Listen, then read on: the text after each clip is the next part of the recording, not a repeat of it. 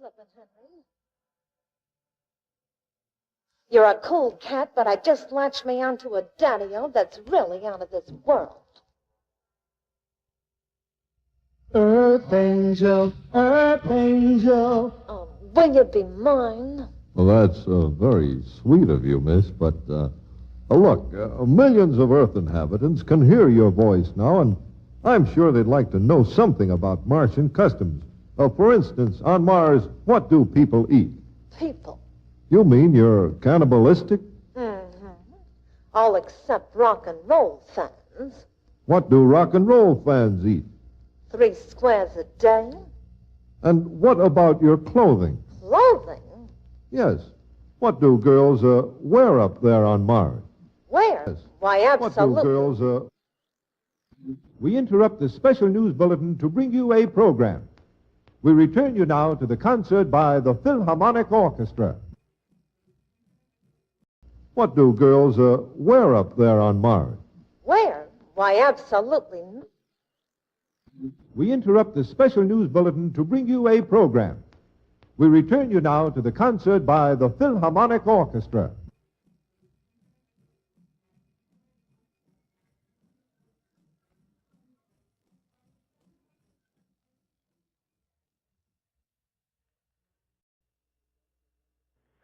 Thanks, Mr. Stebbins, and hope you find the cup. Just possibly one of the reasons behind the stubbornness of the saucers to accept the mantle of oblivion was an article that appeared in True magazine just about the time Project Saucer was abandoned. It had previously been shown pretty conclusively that the number of sighting reports over a period of months usually followed closely the amount of publicity given to flying saucer observations. A lot of stories, a lot of sightings. Few stories, few sightings. Psychologists call this mass suggestion. In the century, you don't feel that any saucers or UFOs have arrived here from other planets? Of course, I can't prove this, but it's my feeling that they haven't arrived. I mean, on the basis of all the evidence that you feel that they have arrived here from time to time from other planets, why is it that they have stopped during the past century? Well, I don't say they've stopped, but the problem is this. Suppose you have to conduct a survey of 100,000 million suns. You have only a limited number of survey ships. Well, at a very rough estimate, you could probably only survey any one system every few thousand or few million years. And I suggest that somewhere in some enormous central filing system there'll be a file on Earth, whether there's interesting information about it, a few thousand years out of date, saying that this planet may be worth visiting in, say, what might be the year 5000 AD to us. And they'll work around for us again sooner or later. I'm a little speechless at this time. Charles? Well, that's Long John Nebel, who's speechless. WOR, New York City, 1958, interviewing Arthur C. Clarke on UFOs. He was another rare oddity. Mr. Adamski, who was a claimed contactee in the 50s, did a few radio shows himself, and here's one of those.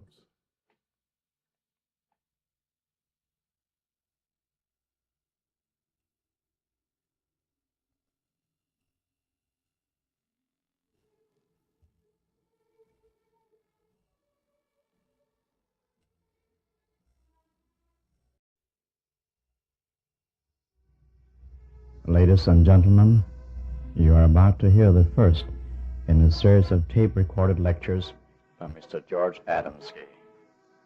While these lectures do not pretend to solve all of the mysteries surrounding the flying saucers, it is our hope to bring you a little closer to the truth about these spacecraft and their appearance in our own world. Mr. George Adamski is well known for his 2 books written on the subject of the flying saucers. His first book, published in 1953, was titled Flying Saucers Have Landed, and was co-authored by Mr. Desmond Leslie, while the second book, published in 1955, is called Inside the Spaceships. This first lecture is of current interest as it covers Mr. Adamski's analysis of the statement recently made by Mr. Donald Quarles, Secretary of the Air Force. In his public statement, the Secretary said that the sighting of so-called flying saucers were mere illusions. Mr. Quarles' statement has caused a great deal of comment and controversy in view of the fact that about 28% of all reported sightings have been made by pilots of the Air Force. Many people are now wondering if Mr. Quarles means to infer that the defense of our nation is in the hands of men afflicted with illusions. And now, ladies and gentlemen, Mr. George Adamski. This is November the 8th, 1955. George Adamski speaking. I will try to analyze the recent announcement by the Secretary of the Air Force, where he states that there is no such a thing as flying saucer, basing it on one thing, and that is that we're having one that will soon be flying, and not to mistake this one for flying saucers. Yet he leaves percentages there of non-identified objects, which gives plenty room for spaceships to be there. Now, as far as the flying saucer is concerned, that was a wrong name given to them in the first place. They should have been called interplanetary or spacecraft, or we might say spaceships, as they should really be, should have been called in the beginning. So we're trying to analyze this condition, and we'd like to find out here what is the reason that they keep telling the people things like these and keep confusing them all the time instead of telling them the truth. For an example, right after the announcement was made by the Secretary of the Air Force, clipping came to me from Australia, and I will quote this clipping. Sky saucers caused a big scare in the city. Hundreds of people saw a flying saucer over Melbourne late last night. Homegoing theater crowds stopped and gasped as the saucer drifted slowly down and across the busy Collins Street towards Victoria Dock. Switchboards and police and airlines and weather bureaus were jammed as inquiries came in about the huge object in the sky. Now, I'm sure that we have not built enough of these ships as yet to be flying them all over the world. Then, on top of that, comes another from the Greensbury Daily News, and this happened to be on October the 27th. And here's the start of it. Quote, angel hair falls at wet set where flying saucers overhead, seen by 120 school children and teachers and principals. And I hold a picture here of this paper showing that where these groups are standing and looking up into the sky and pointing to the sky. Now, the angel hair, according to this article, have fallen all around the school grounds, in also adjoining property. All sorts of experts have picked up this hair and trying to analyze it for what it was. It looked like cotton candy, they say here, and all sorts of ideas, but the experts, after analyzing this fiber, could not find out what it was. They are still puzzled to this day.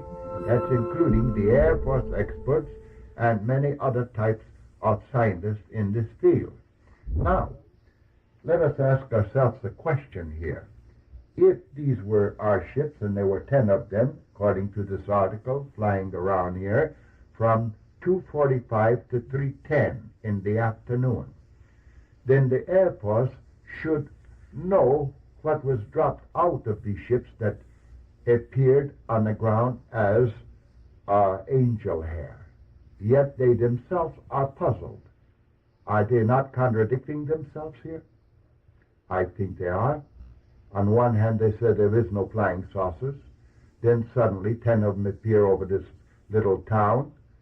And thanks to the little papers that do publicize those things, because our big papers, radios and TV, do not carry it on a large scale as they used to. Something has closed their mouth, or someone, yet these little papers do. But mere fact that these things have dropped, the Air Force should have known what they were, and they're just as much puzzled as anybody, which is a total contradiction to their statement that there's no such a thing as flying saucers. Then we go on here with another article, and that is, we have a quotation or an article from a paper here, Los Angeles Herald Express, October the 8th, 1955. This, of course, had been publicized throughout the nation.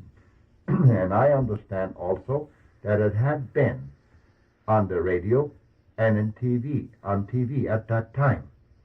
And this was on October the 8th, as I stated. So I'll quote, MacArthur foresees War of the Worlds. That's the title of it. And it's released from New York.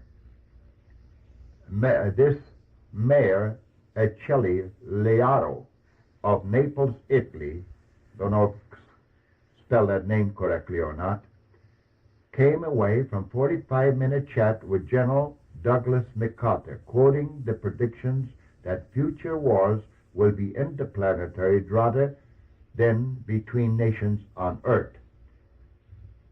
The mayor says the general thinks that another war would be a double suicide and that there is enough sense on both sides of the Iron Curtain to avoid it. However, the mayor added, MacArthur foresees trouble from out of space. He believes that because of the development of science, all the countries on Earth will have to unite to survive and to make common front against the attack by people from other planets, the Italian mayor reported. Unquote. MacArthur should really know what he's talking about. That is, as far as these ships and planets are concerned.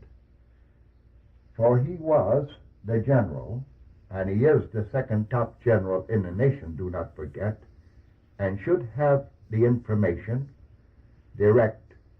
For while the Korean conflict was going on, I had many reports sent to me by boys that I've known before they went to Korea. And then when they come back, that saucers have been seen over the battlefields of Korea. Many, many times, naturally, the general would be informed of them. Therefore, he would have first-hand information. And mere fact that he makes this statement proves one thing, that our officials do know that these flying saucers, as they are called, I'd rather call them spaceships, are piloted by intelligence such as is our own. For non-piloted or empty ship could not wage war, could it? Ask yourself that question. The same is true as an admission by an official that is in position to know these things, that the planets must be inhabited since they were coming from someplace out of space, and that we could wage war against them. So then the planets must be inhabited, or you cannot wage a war against an empty planet or against the empty ship, could you? Very well. While I don't support the statement on the basis of war, I don't believe there'll ever be such a war. Because with all my experience, and I have plenty of them, whether the public believes it or not, it makes no difference to me. I know what I experienced.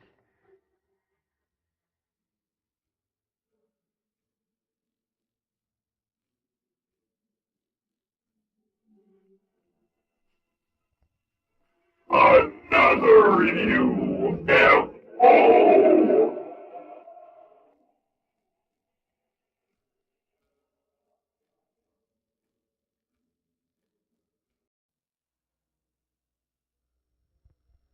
Well, the strange discs were seen, too, over Tennessee. They were seen there by a former sheriff and present game warden of Johnson City. But I was just wondering why on a program that was a documentary program and had so many different angles of the flying saucers involved, how is it that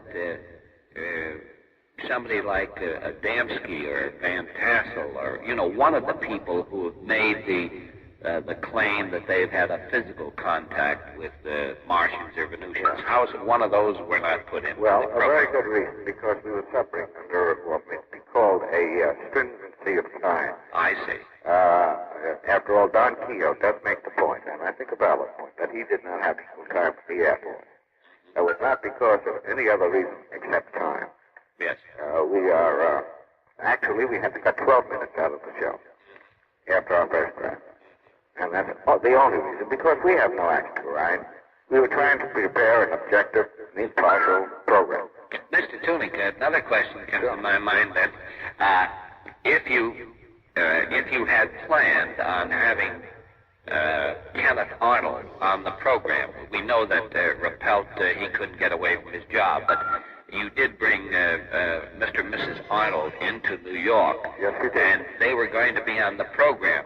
Well, what happened? No, he was going to be on the program. I mean, he was going to, I'm sorry, sir. He was going to be on the program. What happened to the time that he was going to have on the program? I pinched in. I sat in for him. Because it was done. You see, we had no notification of this. I see. He sent us a telegram, which arrived about 1 o'clock this afternoon. I'm familiar with the telegram. That's right, and we were caught. You know, after all, we're all on teleprompter. Everything is set in the show. We were ready to go into our run-through. Mm-hmm. And suddenly, one of our guests just appeared. Well, what? Hello? Hello? I repeat, don't say hello.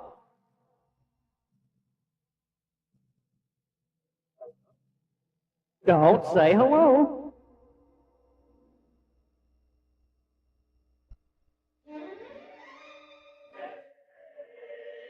I'm inquiring about a show about a month ago. What are you, an idiot? Don't say hello. Do not say hello. Exactly. Don't say hello. Say hello. Yes, Don't say hello. but don't say goodbye. Hello? Do not say hello.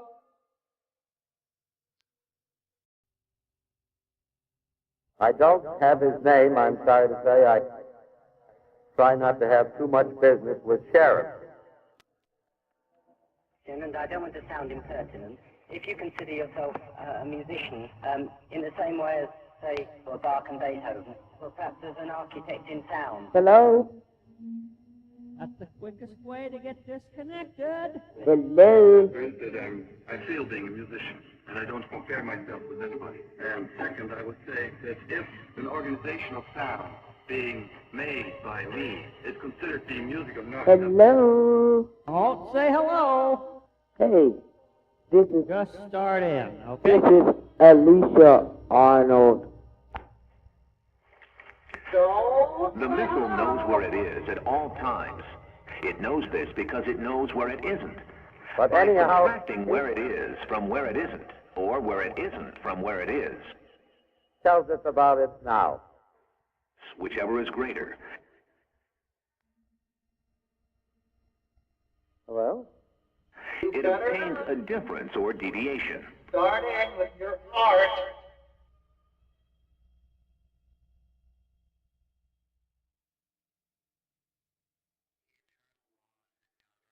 Opening or unfolding. The laws of karma. What is in our heart creates how things will be.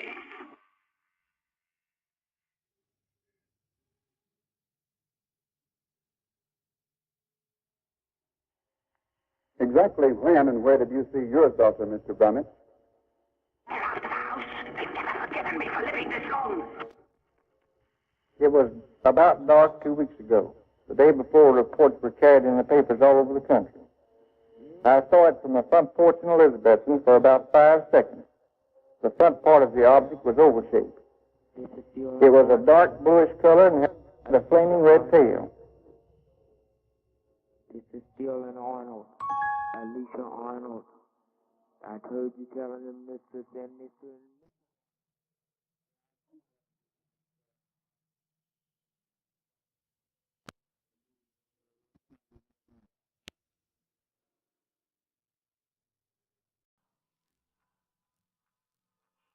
But to return to the True magazine article printed in December of 1949. Some percentage of the new wave of flying saucer reports can certainly be chalked off to mass suggestion. But again, as in the first reports, there remained that same unexplained percentage of reliable, trained observers who claim to have seen some object or objects wheeling, whirling, zooming, slicing, or hovering in the sky. Douglas Gorley of Laguna Beach, California, is an example. Here's his story. After 14 months as an anti-aircraft observer with a searchlight battery, and also 18 months as a seat post and anti-aircraft observer with another searchlight battery. I was driving north March 21st on 101 highway at about 3 o'clock in the afternoon when my attention was distracted by the sunlight reflecting off some objects. I counted 8 of them, proceeding directly out to sea at 2,000 feet altitude. They gave the appearance of being made out of aluminum, and I could observe a perfect circle outline of these craft. They were going, I would say, approximately 150 miles an hour. They were definitely a powered craft of some sort. Here's a report from Selma, Alabama. We were riding along the open country and had been observing a very beautiful sunset. And as the sun dipped over the western horizon, I looked to my right, and there in the sky were 3 small lights, which to me appeared to be 3 very small clouds. I looked steadily, and I said, no, they are not clouds, they are airplanes.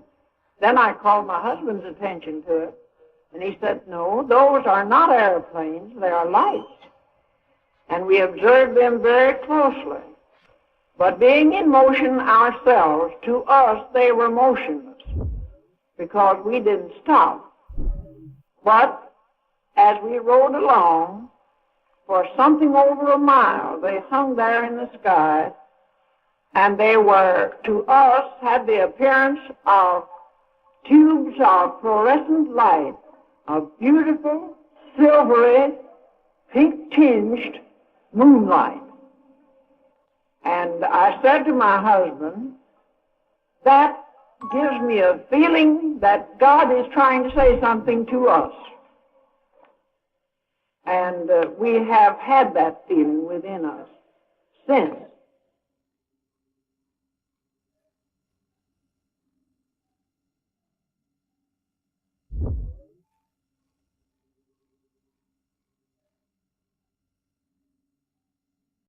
On the mountainside.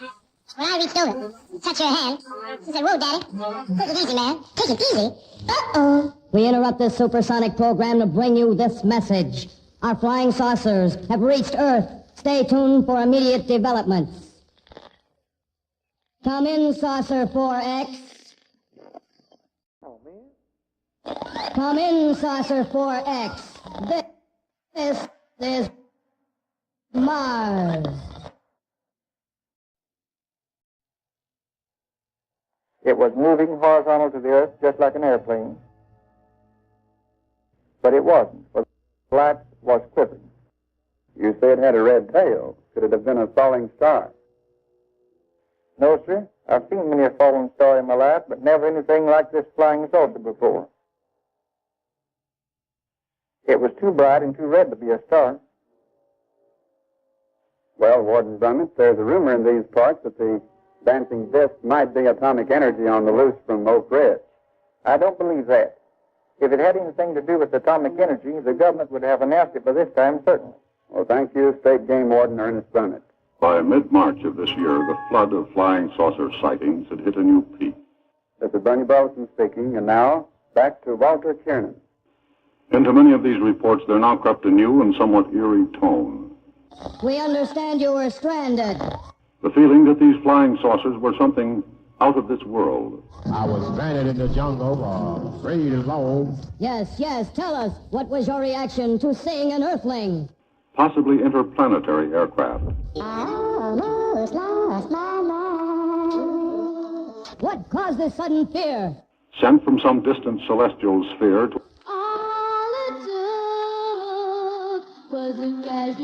investigate what manner of life managed to exist here on Earth. Now we switch you to Saucer X2.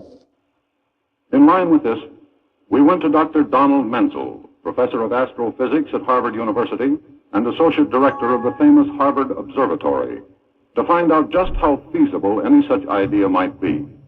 Dr. Menzel had this to say. Well, I suppose that anything is possible, but I consider it extremely unlikely. Well, what could these flying bodies actually be, Dr. Menzel? Sun shining from a very distant plane, shining so that you could see that there was an object there, but the plane so far away that you couldn't hear it. Weather balloon. You have the bright, round patch at fairly high altitude, sometimes 3 or 4 of them attached together. And then again, just pieces of paper carried aloft. When it gets up to 200 or 300 feet, you can't tell whether it's 100 feet or 1,000 or 10,000 feet away. Prior to the middle of March, most observations, certainly all those which could be credited to reliable, sober sources, stated that the object seen was a good distance away, a distance that ranged from a few miles to 10 and 20. But on March 16th, a physician, a man who holds a private pilot's license, reported that he had seen some strange, unidentifiable type of flying body at close range.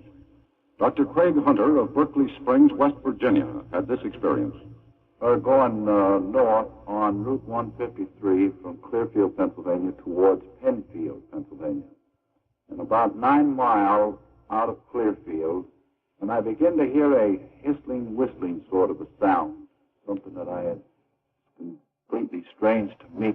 And then I looked up into the sky, and coming from a southeasterly direction to a northwesterly direction was this flying disc, or for want of a better name, a flying saucer.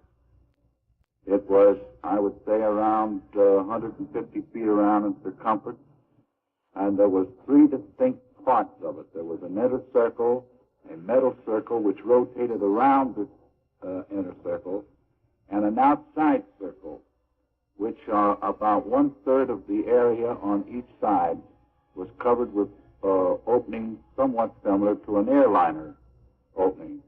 Now, this inner circle rotated anti-clockwise very slowly, and it went over me, practically right over my head, and I would say it was traveling at a speed approximately 60 to 70 miles per hour.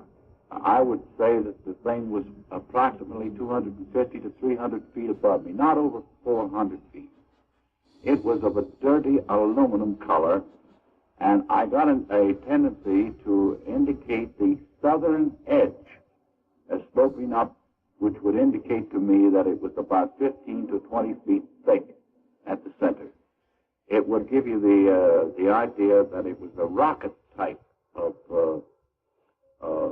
combustion, rather. It didn't give you the indication of a make and break like a motor or anything like that. It was a continuous hissing, whistling sound. Conditions were very, very fine for observing it. I mean that it was just as clear as a bell, and I could distinctly see each and every detail as to the outline of it. In order to check the whole question of design,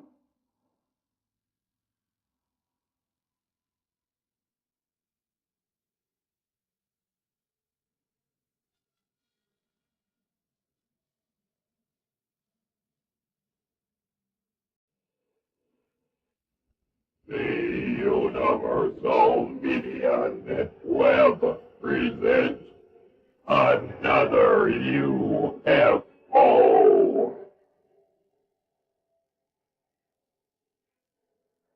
Thank you, Warden. First time I ever said that. Well, the West Coast has had more flying saucers than any other part of the country. I hear New England is very jealous. But standing by our ABC microphones on the coast, our Assistant Director, Monroe Manning of the World's Inventors Exposition, and DeWitt Miller, authority on psychic phenomena. So let's go to Los Angeles. Yes. Where are you going home? I'm going to go look for this file card, to tell you the truth. The thing that curiosifies me is this. Why must they have come, say, in Paleolithic? That they brought the file card up to date. Well, it could be any time. I'm just pointing out the statistics of it. The Earth has been here for, let's say, 5 billion years. Take a nice round figure. Roughly 5 billion years. It's not 4 billion. Well, let's stick to 5. I like nice round numbers. 5 billion. We've been here, let's say, as a roughly civilized race for perhaps 5,000th of that total time. So that's why the chances of anything coming along in that period of time are fairly small. Now, as to why I don't think there are any visitors from space as of now, if somebody tells me they have seen a unicorn in Central Park, I say, very interesting. You may be right. If there really is a unicorn in Central Park, there will be no doubt whatsoever about the matter in a very short period of time. Similarly, if there really are spaceships hovering around this Earth, that is the sort of thing which will be settled as unequivocally as the existence of unicorns in Central Park in a very short period of time. They'll be tracked, photographed, observed in every possible way. Well, Arthur, I personally do not buy the thing. Do you think there's an angle motivation here? The unicorn in Central Park. But if our file keepers from Planet X want to do an anonymous survey, well, then they might, very well keep out of the way most of it. One of them, Mr. Manning, has offered a reward of $1,000 for the first flying disc to be presented to the World Inventors Exposition before tomorrow night.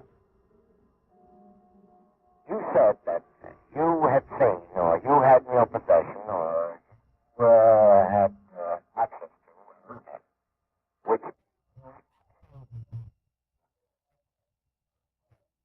I really believe there are, but... have you ever seen one? I thought I saw one. Well, I never did see one, but I've certainly looked. But I have a lot of friends, who are airline pilots, radar control men, and so forth, and they've all seen these things, and I'm sure they have seen what they say they've seen. Now, this letter you're talking about... That's what I want to hear. I got this letter unsolicited, and it came from a group of atomic scientists and physicists. Now, could you name the atomic scientists? No, I can't, because I still don't have... Let me tell you why I can't. They are still in government employ. Well, what does that mean? Well, this means they're under security provisions. So what security is if there's a flying saucer? It's nothing there revealing. We're supposed to believe, according to the official dispensation from the Air Force, we're supposed to believe that these flying saucers are a matter of great national concern, although the same outfit tells us they don't exist.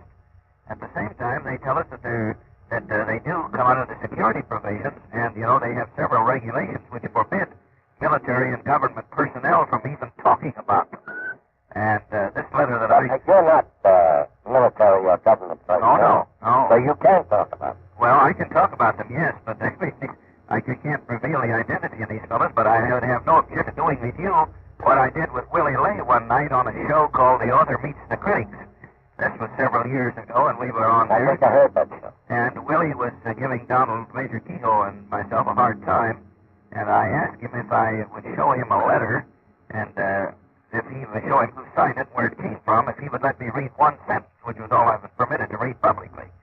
And I showed him the letterhead, and his jaw dropped open, and I showed him the signatures, and it opened a little more. And what was the sentence? The sentence said, after 6 years of studying the material furnished to us in connection with these so-called flying saucers, we are of the unanimous opinion that these are interplanetary devices conceived and operated by intelligent beings of a very high order.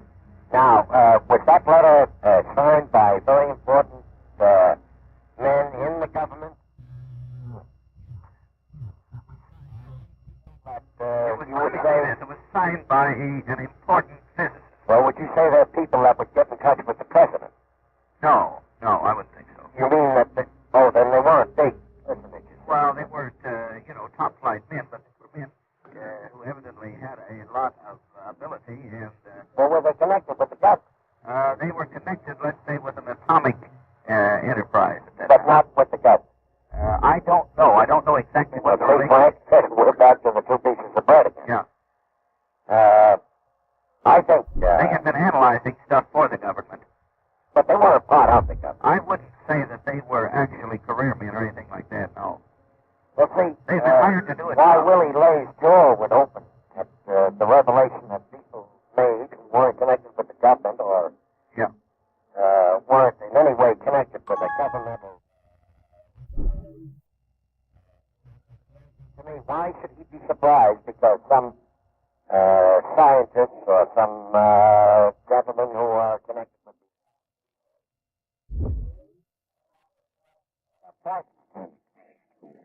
why should his jaw drop open when they say it?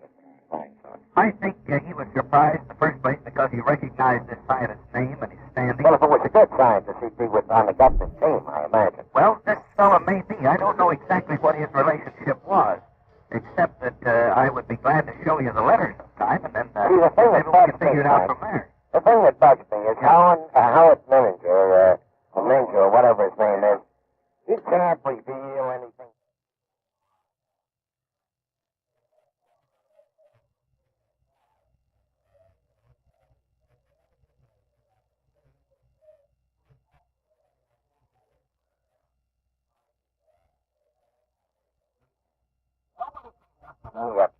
All of Ray Parker with the three men. Incidentally, did anyone ever see Bender? Have anyone met him? See me before or after the three. Have you met him? No, I never did. Long John met him. Long John, have you met Bender? The opponents say it's not. I don't think anyone has.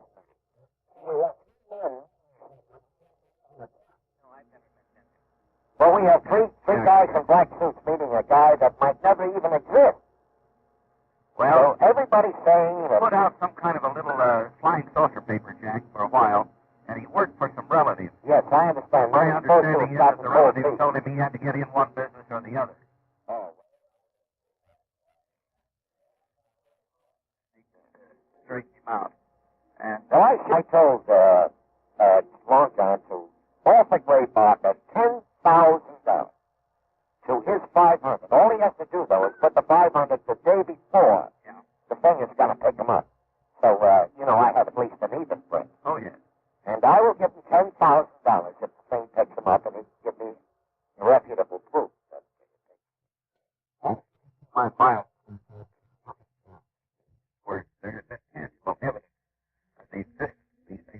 I came across a case there in Campinas, Brazil in September of 1953, where about 8 or 9 ounces of pure tin fell out of one of these things, which was evidently in difficulty at very low altitude over the residential section of Campinas, which is about I believe. And the government collected this tin and closed off the neighborhood until he got it. It got over rooftops, bird holes, and clothing and everything else. It was dribbling out of the edge of one of these so-called saucers. Well, they publicly stated that this was tin from a flying saucer. They turned part of it over to our Air Force, and I know that a Dr. Meany out in Ohio at Ohio College, Northern College, one of those analyzed stuff. Well, I understand that the Brazilian government doesn't let their flying saucers, which is probably the only government that does it. I think you're right about that. They not only admit it, but they release pictures, which are...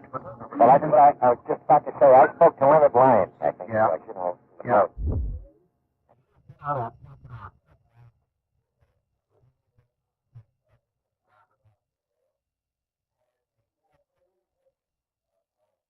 And I believe motion pictures. Well, I'm sure they have motion pictures, and they certainly, well, I know they do, and because they were taken by an official photographer for the Brazilian fleet about 2 years ago. They got quite a bit of them. They got 35 millimeter motion pictures, and they got a lot of color pictures. I recall the still photos. Spherical thing moving along over the mountains along the coast. And the Brazilian government was quite frank in stage that this is an unidentified flying object, and of course it's only one of several. Now, did you read the report in State Magazine of the New Guinea sightings? Yes.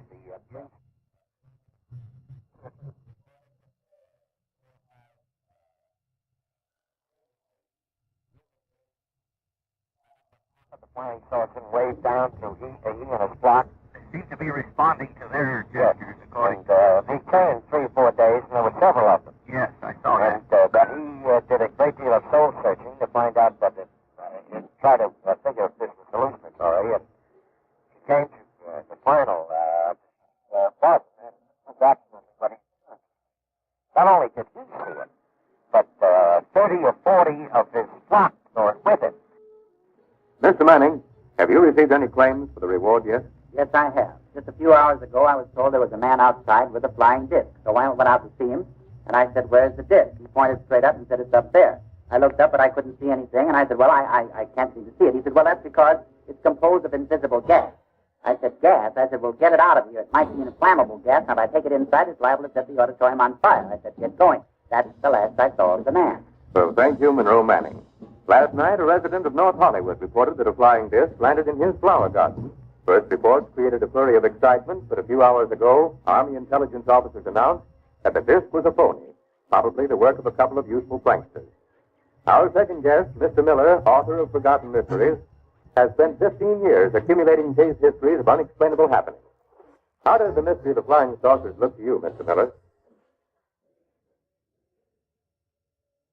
Yes, some people, like my brother, think that aliens came here and experimented, made us, and we're like some kind of ant farm, or,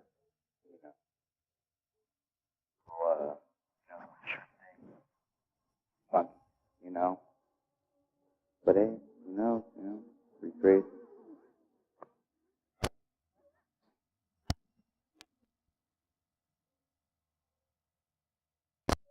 Hello? Hello? When your telephone stops ringing, you are on the air. Do not say hello. Hello? Don't say hello. Let me ask you something. Are you a total idiot, or you don't listen? Don't say hello. Damn. Hello? Don't you dare say hello. UFO in my stand.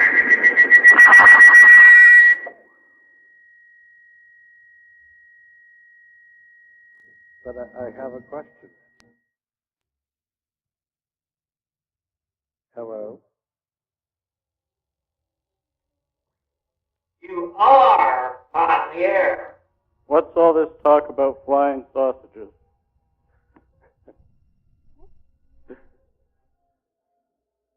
I have to know about a month ago. There was a singer. I can't get the song out of my mind. It happened during Bob and Ray. It was very torchy. I have a torch singer on my mind, burning me up inside. I can't take it anymore. I've been trying to reach you for a while. I heard Major A-hole talking about flying sausages, and now I'm hungry. By now, Mantell and his flight were at about 15,000 feet.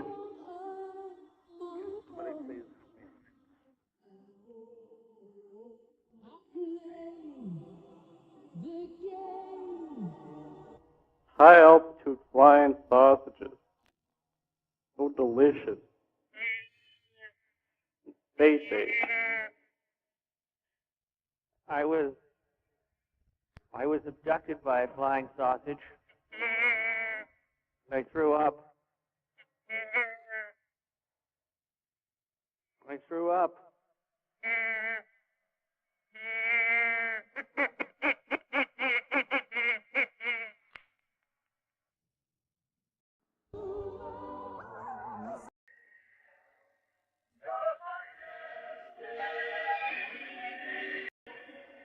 You are my dear. You are what? That's what my sweet boy dream. You are heaven, 'cause I'm my dead than destiny. You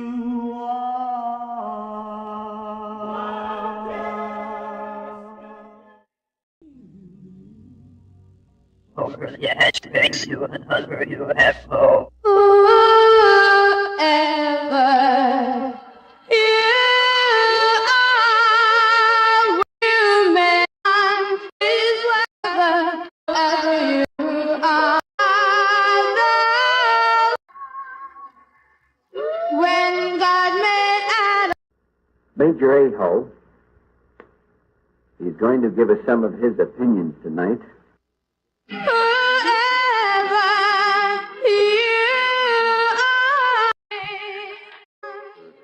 A few gentlemen might see them. Yes, but if they slipped at all, there wouldn't be much doubt about that. That's not the sort of thing that you can keep quiet. I mean, it's like the girl who said that her baby was a very small one. I mean, this is an all-or-nothing operation. Sure enough. That I cannot fight. They had no oxygen equipment. At 18,000 feet, the escorting planes turned back, but Mantell kept climbing. His next report came from 20,000 feet. Going to 25,000. If no closer, we'll abandon search. That was the last report from Captain Thomas Mantell. At approximately 25,000 feet, it is believed he blacked out for want of oxygen. His plane climbed another 5,000 feet and then went into a dive. When it crashed, parts of it were scattered around an area covering 1/6 of a mile. Project Saucer's conclusion. It seems probable that the object observed was the planet Venus. Later, in a report dated April 27, 1949, this conclusion was reversed. Further investigation showed the elevation and azimuth readings of Venus, and the object as reported at specified time intervals, just didn't jive. The object Captain Mantell chased to his tragic death is now officially marked unidentified. In all, Project Saucer investigated 375 cases. The report takes in 244 different observations. Just yesterday, we asked Major General William F. McKee, Assistant Vice Chief of Staff, United States Air Forces, to summarize the conclusions reached by Project Saucer. He said, During 2 years of thorough investigation, no evidence was found which would indicate that the reported flying saucers were anything but the result of natural phenomena.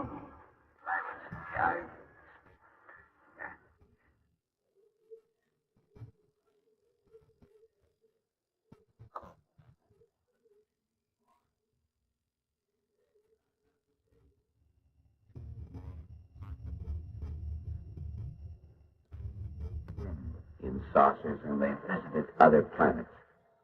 I have a copy of that original report, which runs to several typewritten pieces and more and of course, with the other story, sort of blank, sort of report on it. Seriously, might be taken about. There's quite a few sightings over in Italy and some very good ones. Well, of course, there have been some phonies. Those guys leaning on the railing, for instance, looking at the... That pyramid of Sicily. Yeah, where their sight line is absolutely out of sync with the object. They're supposed to be. You've seen the phony picture, I'm sure, of the spacecraft over the steel mill in Ohio? Well, all these people who claim to have had physical contact and to have actually ridden in space vehicles, they fall into 3 categories. Some of them are fooling you. Some of them really believe it and are insane. Others are possibly hoaxed by other people. And there are no... somebody is fooling. Someone may have fooled, someone of rather simple intelligence may have been fooled by some unscrupulous friends who could possibly have kidded them into thinking they had met someone from a flying saucer. I'm sure that has happened occasionally. Man.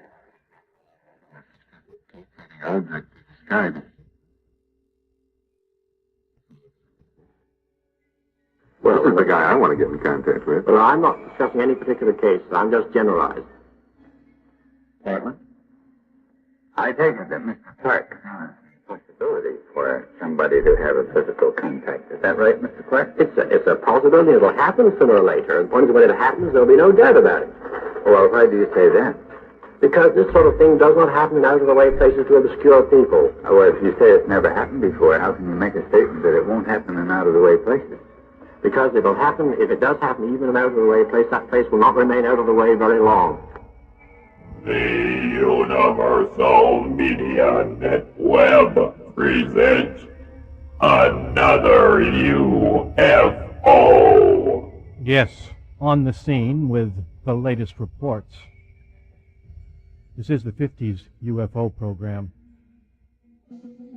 Over the Edge, KPFA, KPFB in Berkeley, KFCF in Fresno. Well, what would bring it in out of the way? Pardon? What would bring it in out of the way? Well, listen, let's see. Suppose that there is someone, say, a reconnaissance group surveying this planet.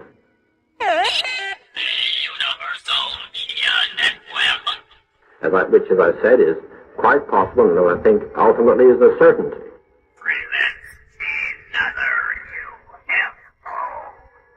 Well, now, what will their procedure? If they're anthropologists, they'll make contact with people, and they'll work up from that. But the sort of reports we've had so far are so unconvincing and so trivial, and they're so contradictory. They just... I don't see how you can possibly take any basis of seriousness in them. Mr. Clark, I'm interested in the statement that you just made, that you feel that the flying saucers would not contact an obscure person. Is that right, sir? Oh, no. They wouldn't... for instance, all the reports I've said, well, most of the people who have claimed to have made contact with flying saucers, the fact that they're obscure has nothing to do with it. But they're, let's say, also peculiar, many of them. And I don't think you can deny that. Now, I'm not going to give any names, but I think you can fill in the blanks quite easily yourselves. And an on-the-spot interview with a real Earthling. Come in, X2. Come in, X2. Attention.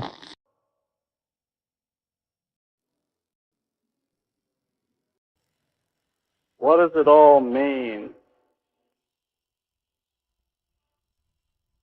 Flying sausages, major A-hole. Well, the first reports of the disc are the most reliable. They have little in common with the deluge of stories that exploded on the 4th of July. The two most credible original reports were those of Kenneth Arnold, a pilot, whose story started the whole affair, and the report of the crew of an airliner. And you think the other stories are just imagined? We might call them disc mania. I was just flying out. They took me up to their mothership, and they all probed me my butthole. Brewed out of bad observations, hysteria, hoaxes, and the natural human love of telling tall tales. Go back to, say, about 2000 BC, and then what would have happened? It would have been lost. I mean, the whole historical... Well, the point is, it hasn't been, actually. Yes, but there's very little point in discussing these cases, because you can never prove them one way or the other, the early cases. They can never be proved. You can argue around them till kingdom come. And there's no way that I can see, unless you make a time machine, of proving that really was an extraterrestrial contact. So we are really stuck with the modern sightings if we want to do anything. Mm-hmm. Cortland? As long as we're back to 2000 BC, which is rather interesting as well. Don't go like round fingers. Sure.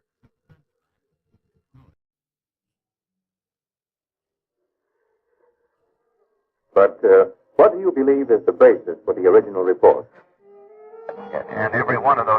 nothing but a... And also the one over Atlantic City.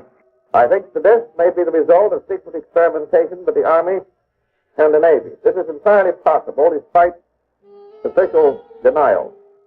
Somebody threw a plate out the window. Well, the ones over Ohio, over the steel mill, are reflections between the elements of the lens.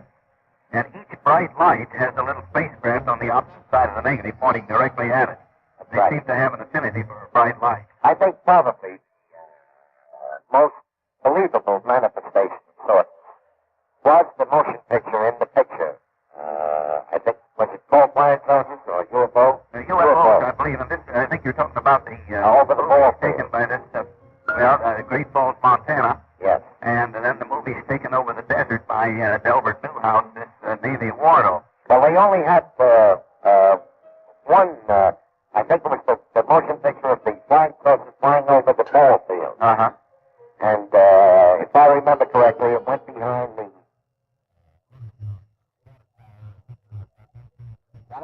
So the other one. Well, they were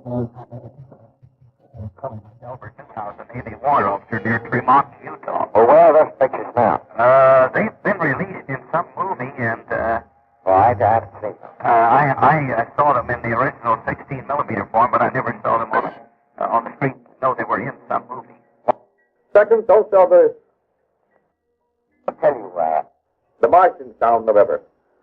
The disc may actually be from Mars or somewhere else in outer space. Come back, what is your name? There have been many reliable reports in the past 150 years of strange things seen in the sky. Well, thank you, R. DeWitt Miller.